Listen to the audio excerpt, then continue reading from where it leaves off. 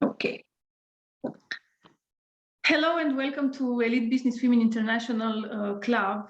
I'm so happy to be here with you today. It's such a rainy day in Bucharest, but I'm so happy to have Monika here. She's such a sunshine. It feels better when you have great people around you. As you know, we are an elite business club for women entrepreneurs. We promote a culture of entrepreneurship at an international level. But today it's about our members in the spotlight. And we wanted to introduce to you a great woman who is in the business environment for more than 45 years. She's an entrepreneur for 40 years, and she has been launching a great concept of spiritual entrepreneurship. And her business is called WAYRA ASTRAE. She's leading this project for more than 4 years, and I'm so happy to have her with me today. We will speak about something really, let's say, it's in trend. Some people are really happy to hear that. Some of them are really scared to hear that. So it will be interesting to approach this topic. We speak today about spiritual entrepreneurship. I will let Monika to introduce herself in just 30 seconds, like the elevator pitch, and then we will have 3 minutes about spiritual entrepreneurship we want to approach today. Hello, Monika, and welcome. Hello, Bianca. Thank you for having me.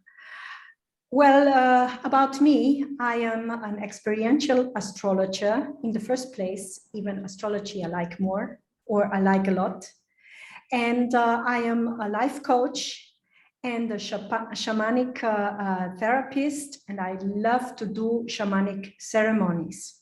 I love that, and I know a lot of your rituals because I was in your space, in your beautiful space at WAYRA ASTRAE, and I'm doing a lot of great things with you and your therapist at the center. So I can recommend you with all my heart. Okay, so first thing we want to speak about today is regarding spirituality. We have a lot of people saying that spirituality equals black magic. What is your approach on that? There is a very simple division. You know, what is commonly considered as black magic is I use my energy to make somebody else do something that I want. Is my ego involved? I invade the energy of somebody else and make him do whatever he or she wants. These are things everybody can do to a certain extent. And of course, there are skilled people who can do it in a much wider space. So that for me is black magic. And that is something that you don't do by all means, because it is really terrible karma. It comes back to you in the worst possible way. So versus spiritual practices where I, in my shamanic therapy, clear space and bring light into space versus taking out the heavy energy and leave what is the best for the client to grow. Not what is my ego, or in the name of a client to invade other people's ego. Okay. So what is harmful to people or to spaces or to the whole universe is not a practice for the spiritual people.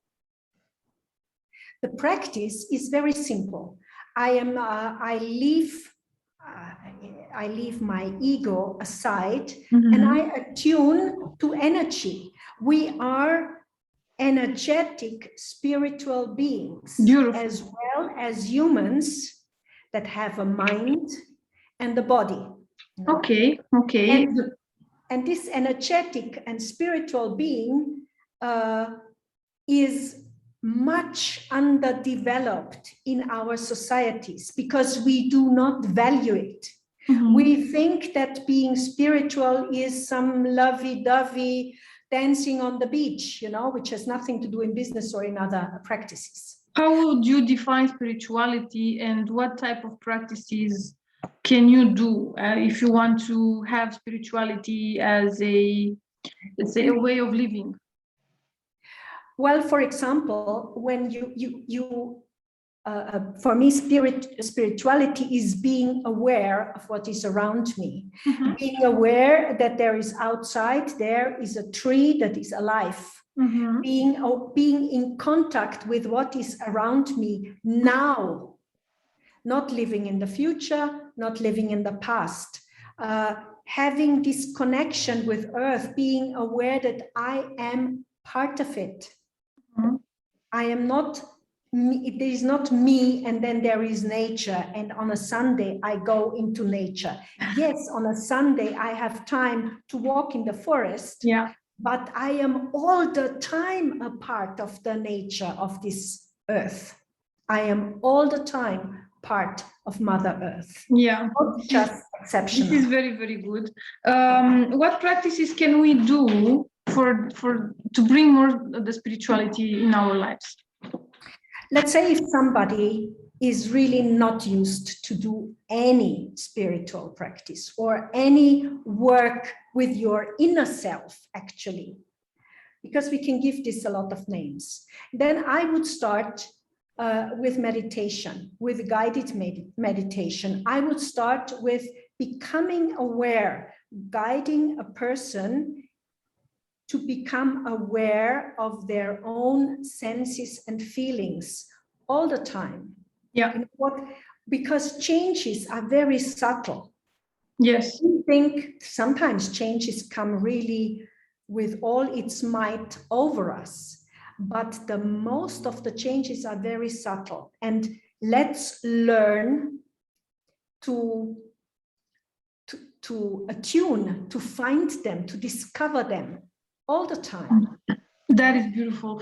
Because we have a business club in which we have a lot of women entrepreneurs, the main question I received about spirituality and having this practice in our daily lives is regarding to the fact that when I'm focused on being more spiritual, I am not focused on making money, and maybe this is not aligned with being spiritual and wanting to make money because you have a business. What do you say about this? There is no business without being focused on profit. Mm-hmm. There is no business without wanting to make money. Mm-hmm. And it doesn't matter who it is. Being spiritual in your business means that you regard all your team, yes, whether these are 3 people or whether these are 100,000 people all over the world, that you respect and regard them as your team, as part of you. Okay. And then if you are in charge, and again, doesn't matter whether in charge of 3 people or in charge of sometimes millions, you know, yes. If you are in charge, then you should understand that your energy ripples out all over. You have your energy all over the place. Now, if you close yourself up, yes, replacements of your energy. You need to bring in other things. Spirituality, bringing your soul into your business. Yes. Nothing else than your personality, your authentic self is involved in everything you do. True. And of course, you cannot be in contact with thousands or millions of people in these huge organizations, but you are always in contact with some people, with your inner core, and they are in contact with more people, and so on. So if you are a business leader, yes, it comes to you what way you ripple out, and money making is producing energy. Mm-hmm. And energy is not bad. I understand that. Yeah. Great. And the last question for you today, and I'm sure we will have many other sessions because we have a lot of people interested in spirituality and how to be more spiritual and to have a business in the same time. So question for you, how to introduce spirituality in the organizational culture of your company? Basically the same way as I explained already a little, by being yourself in your center, by caring yourself for your spiritual part.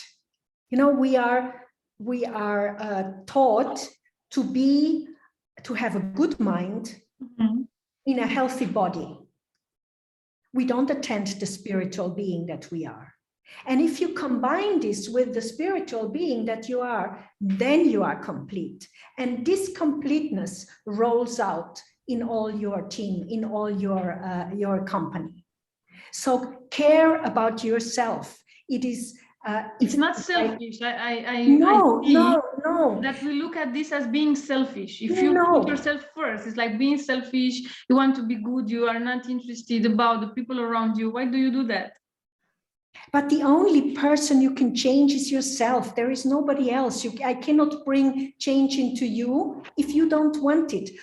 If you come to me and you want to change something, I can guide you. Yeah. But it's still you who wants the change. It's still you who does the work, not me.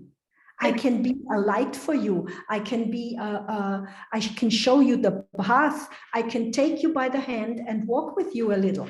Yeah. But it's your walk. It's your decision, it's your timing. That's amazing. Thank you so much for your time, Monika. And I'm sure we will have many other sessions with you. And we are waiting for the feedback of the people who will be watching the video. Tell us about everything you are doing and what practices do you have and how do you lead your business and you take care about your being in the same time. Thank you, Monika. Thank you, Bianca. Thank you so much. Bye-bye.